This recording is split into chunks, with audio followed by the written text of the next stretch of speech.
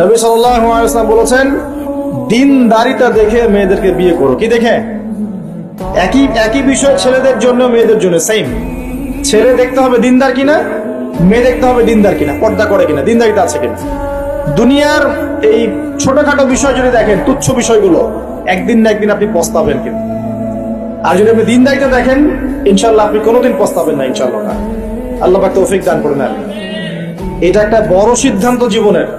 এই সিদ্ধান্তে যদি ভুল করে ফেলেন, সারা জীবন পস্তাতে হবে।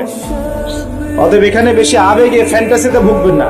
ঠান্ডা মাথায় দিনদারিতাকে অগ্রগণ্য করে আপনি ছেলে দেখবেন বা মেয়ে দেখবেন ইনশাল্লাহ। আর গার্ডিয়ান যারা পরিবারের পিতামাতা আছেন, তাদেরকেও বলবো, দুনিয়ার এই বিষয়গুলোকে বেশি প্রাধান্য দিতে যাবেন। কত বড় চাকরি করে, কত বড় জমির মালিক, কত বেশি টাকা, এগুলো পরের বিষয়। আগের বিষয় হচ্ছে আপনার ওই জামাই দিনদার কিনা, আগের বিষয় হচ্ছে তার মধ্যে ইসলাম আছে কিনা, শুরুর বিষয় হচ্ছে আপনার ওই মেয়ের মধ্যে দিনদারিতা আছে কিনা। এটা নসিহত করে গেলাম। যদি আপনি বুদ্ধিমান হন, তাহলে আমার নসিহত গ্রহণ করবেন, না হলে কিন্তু সারা জীবন পস্তাতে হবে।